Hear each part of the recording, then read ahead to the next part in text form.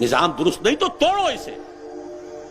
بانشہ درویشی در ساز و دمادم زن، چوں پختہ شوی خود را بر سلطنت جم زن.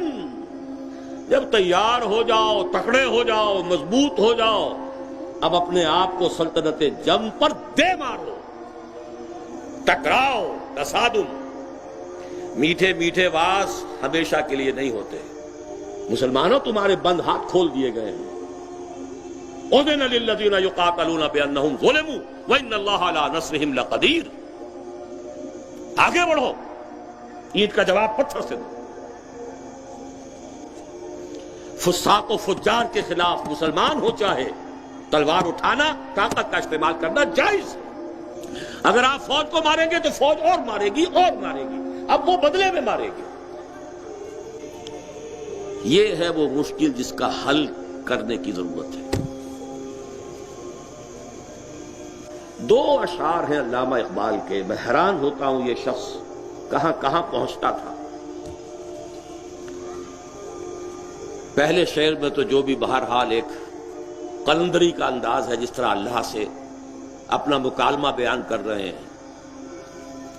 گفتند جہان ماں آیا بتمی سازد. اللہ نے مجھ سے پوچھا یہ میری دنیا تمہیں کچھ اچھی لگی کہ نہیں، تمہارے ساتھ سازگار ہے یا نہیں، تمہیں کوئی بھلی لگی کہ نہیں. گفتند جہان ماں آیا بتمی سازد، گفتم کے نمی سازد. میں نے کہا نہیں، مجھے نہیں پسند. گفتند کے برہم زن، فرمایا توڑ پھوڑ کر رکھ دو اس کو. زمانہ بات تو نہ سازت تو با زمانہ ستیز. نظام درست نہیں تو توڑو اسے. گفتند جہان ماں آیا بتمی سازد، گفتم کے نمی سازد. گفتند کے برہمزن، لیکن یہ برہمزن ہوگا کیسے؟ با نشہ درویشی در ساز و دمادم زن. پہلا مرحلہ ہے درویشی کا.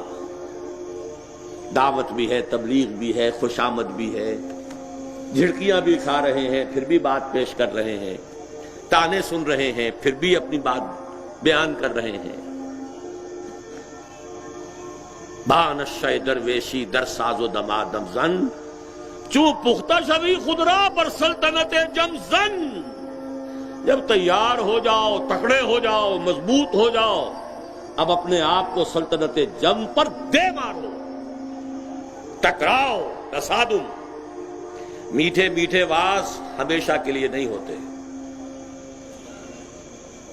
ایک وقت آیا درویشی ختم ہو گئی. قاتلوا فی سبیل اللہ الذین یقاتلونکم. مسلمانوں تمہارے بند ہاتھ کھول دیے گئے ہیں. اذن للذین یقاتلون بانہم ظلموا وان اللہ علی نصرہم لقدیر. آگے بڑھو، اینٹ کا جواب پتھر سے دو. مرحلے مرحلے کی بات ہے، وہ مرحلہ اور تھا. با نشہ درویشی در ساز و دمادم زن، جو پختہ شوی خود را بر سلطنت جم زن.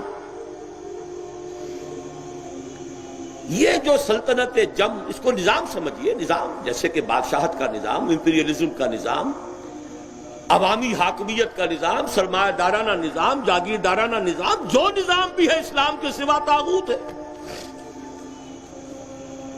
دے مارو اپنے آپ کو اس پر. لیکن یہ دے مارنا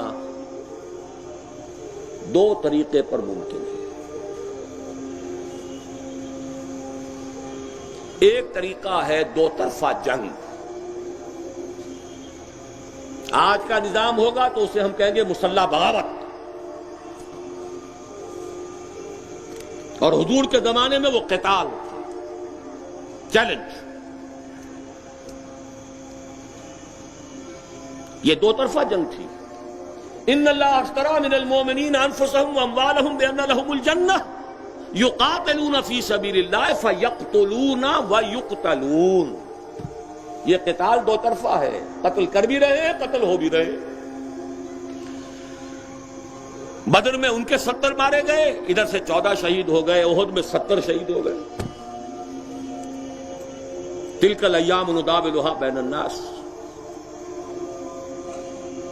یہ دو طرفہ جنگ ہے، سیرت النبی میں دو طرفہ جنگ ملتی ہے۔ اور نوٹ کر لیجئے یہ دو طرفہ جنگ جیسے کل بھی ایک مقرر نے کہا تھا جائز ہے۔ فساق و فجار کے خلاف مسلمان ہو چاہے تلوار اٹھانا، طاقت کا استعمال کرنا جائز ہے، اگرچہ اس کی اپنی شرائط ہے، طاقت اتنی فراہم ہو چکی ہو کہ کم سے کم بظاہر احوال کامیابی یقینی نظر آئے، ایسا نہیں کہ 200-400 آدمی جمع کیا اور ٹکرا دیا۔ قوم ہے 12 کروڑ کی اور 200-400 آدمی کھڑے ہو گئے اور نکل کڑے ہوئے جھنڈے لے کر، اس کا تو جو نتیجہ نکلنا ہے وہ سب کے سامنے آئی گیا۔ کوئی ریشیو پروپورشن تو ہونی چاہیے۔ صحابہ سے بھی کہا گیا تھا تو 1 اور 10 کا معاملہ کہا گیا تھا، اور پھر صحابہ ہی کے دور میں کہہ دیا گیا تھا 1 اور 2 کا معاملہ بھی اب الا نفیکم ضعفا، کوئی نسبت و تناسب۔ لیکن یہ جان لیجئے امام ابو حنیفہ رحمۃ اللہ علیہ کا موقف ہے 100% درست ہے۔ فساق و فجار اور ظالم اور غاصب مسلمان حکمرانوں کے خلاف مسلح بغاوت جائز۔ البتہ آج کے دور میں وہ فیزیبل نہیں رہی، یہ ہے نقطہ سمجھنے کا کہ جہاں اختلاف ہو گیا ہے حالات کا۔ حضور کے زمانے میں ادھر کافر ادھر مسلم، یہاں ادھر بھی مسلم ادھر بھی مسلم، حسنی مبارک بھی مسلم، اخوان والے بھی مسلم،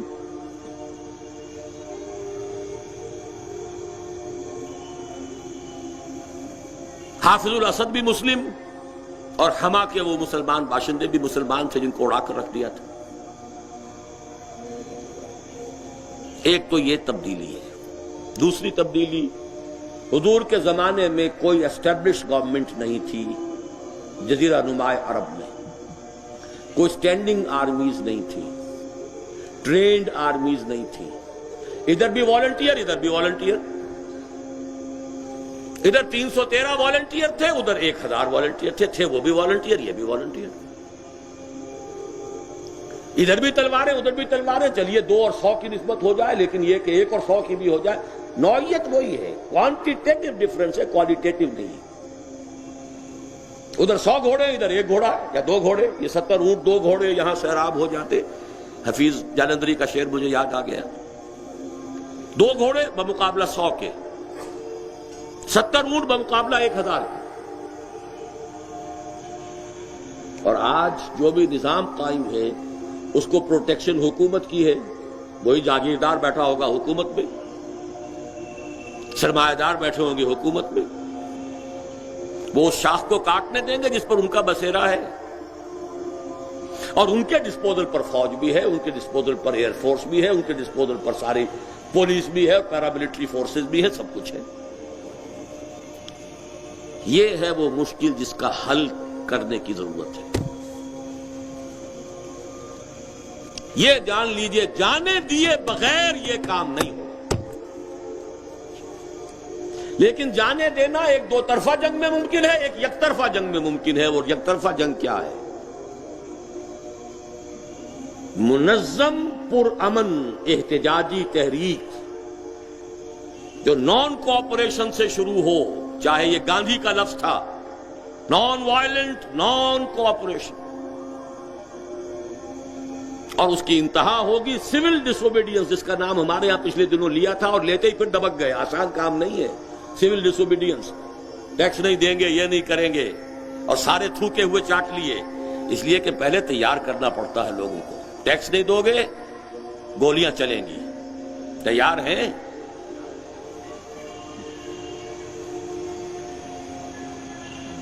لیکن اس کا فائدہ کیا ہے؟ یہ یک طرفہ جنگ، اپنی جان دینے کے لیے تیار، دوسرے کی جان نہ لی جائے، اس کا فائدہ کیا ہے؟ فائدہ یہ ہے کہ نیشنل آرمیز حکومت کے حکم سے کچھ لوگوں کو تو قتل کریں گی لازماً،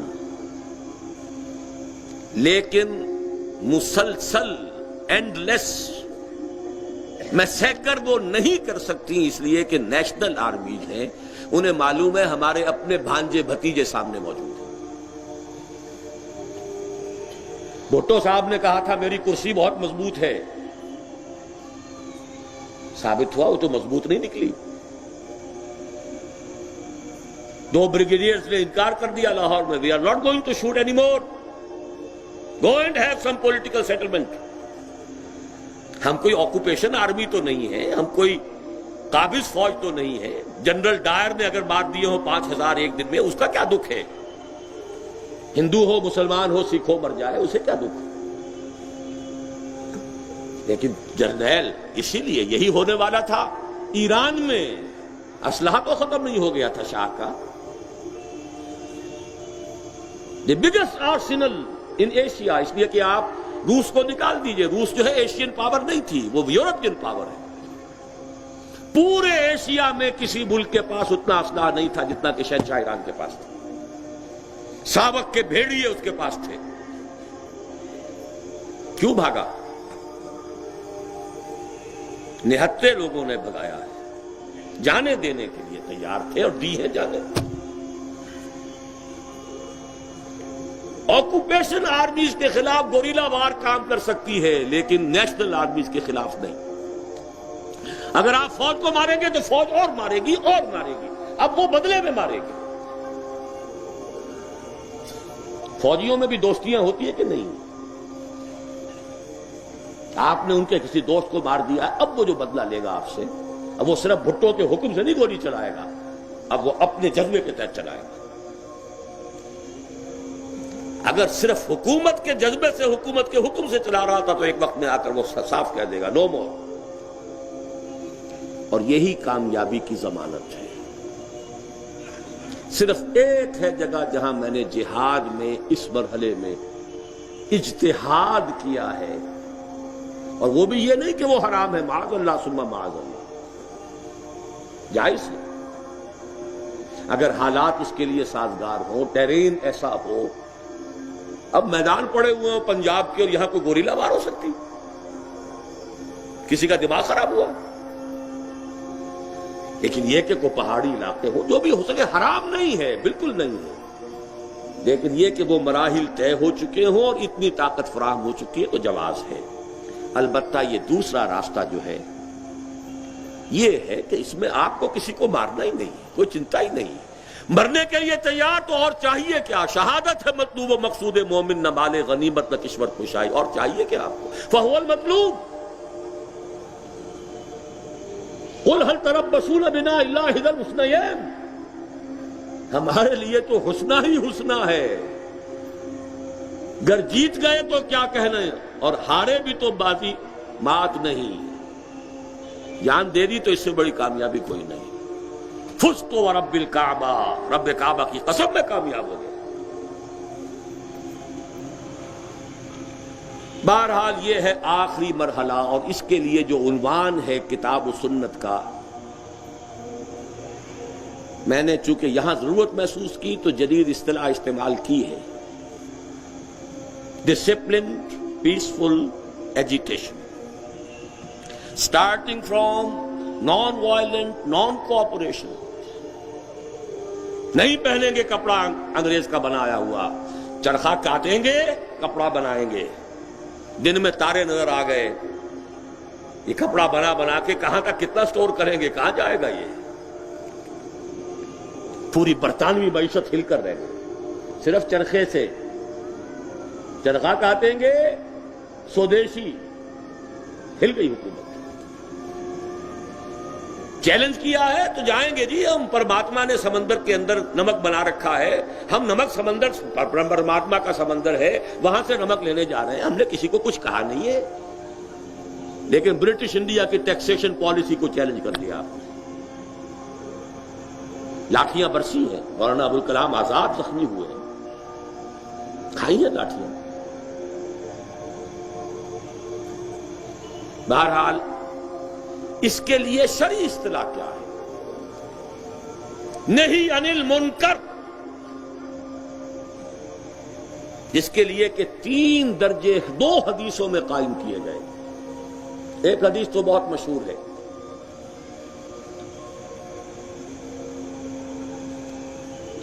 من رأى منکم منکرا, ابی سعید الخدری رضی اللہ عنہ, من رأى منكم منكرا فليغيره بيده فإن لم يستطع فبلسانه فإن لم يستطع فبقلبه وذلك أضعف الإيمان. تم میں سے کوئی شخص بھی اگر بدی کو دیکھے، منکر کو دیکھے تو اس کا فرض ہے طاقت سے روکے. اگر طاقت نہ رکھتا ہو یا ابھی طاقت کے حصول کے مرحلے میں ہو تو زبان سے تو روکے. اگر یہ بھی ممکن نہ ہو تو دل سے شدید نفرت رکھے. وذالک اضعف الایمان. اگر یہ نفرت رہے گی تو شاید کل ہمت بھی ہو جائے، اور اگر نفرت بھی ختم ہو گئی تو وائے ناکامی متائے کارواں جاتا رہا، اور کارواں کے دل سے احساس زیاں جاتا رہا. نفرت بھی بڑی قیمتی شے ہے. بدی سے نفرت تو رہے، سٹارٹنگ کیپٹل یہی ہے. کل شاید ہمت ہو جائے کہ بات کہہ ہی دو، گونگے شیطان نہ بنے رہو. آگے ہمت ہو جائے، طاقت ہو جائے، طاقت سے رہو. لیکن دوسری حدیث جو اس معاملے میں زیادہ فیصلہ کن ہے، زیادہ اپلیکیبل ہے، بدقسمتی سے وہ ہمارے ہاں عام نہیں ہوئی. راوی بھی عبداللہ ابن مسعود ہے رضی اللہ تعالی عنہ. ما بعث اللہ من نبی قبلی فی امتہ الا کان لہ حواریون واصحاب یاخذون بسنتہ ویقتدون بامرہ. حضور نے فرمایا مجھ سے پہلے بھی اللہ نے جس نبی کو بھی اس کی امت میں بھیجا، اس کے کچھ نہ کچھ حواری، کچھ نہ کچھ صحابی ہوتے ہی تھے. 2 ہوں، 4 ہوں، 20 ہوں، 15 ہوں. حضرت عیسیٰ کے چلیے 11 حواری، 12 حواری جو بھی تھے. وہ حواری یا اصحاب کیا کرتے تھے؟ یاخذون بسنتہ ویقتدون بامرہ. اپنے نبی کی سنت کو مضبوطی سے تھام لیتے تھے، اس کے حکم پر عمل کرتے تھے. ثم انہا تخلف من بعدہم خلوف. پھر امتداد زمانہ کے ساتھ، وقت گزرنے کے ساتھ ایسے ناخلف لوگ پیدا ہو جاتے تھے. یقولون ما لا یفعلون ویفعلون ما لا یؤمرون. کہتے وہ تھے جو کرتے نہیں تھے. عشق رسول کا ڈنکا بج رہا ہے اور اتباع رسول نام کو نہیں.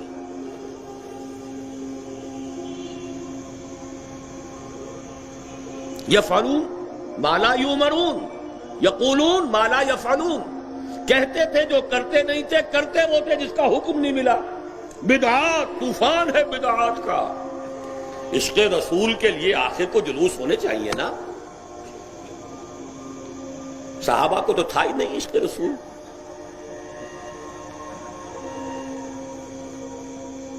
نوٹ کر لیجئے الفاظ. ثم انہا تخلف من بعدہم خلوف یقولون ما لا یفعلون ویفعلون ما لا یؤمرون. اب سنیے فمن جاہدہم بیدہ فہو مومن. جو ان سے جہاد کرے گا اپنی طاقت کے ساتھ، اپنے ہاتھ سے، وہ مومن ہے. ومن جاہدہم بلسانہ فہو مومن. اور جو جہاد کرے گا اپنی زبان سے وہ مومن ہے. ومن جاہدہم بقلبہ فہو مومن. آخری درجہ پھر وہی ہے، دل سے جہاد کرے، نفرت رکھے، وہ بھی مومن ہے. وما وراء ذلک من الایمان حبۃ خردل. اس کے بعد تو ایمان رائی کے دائے کے دانے کے برابر بھی نہیں.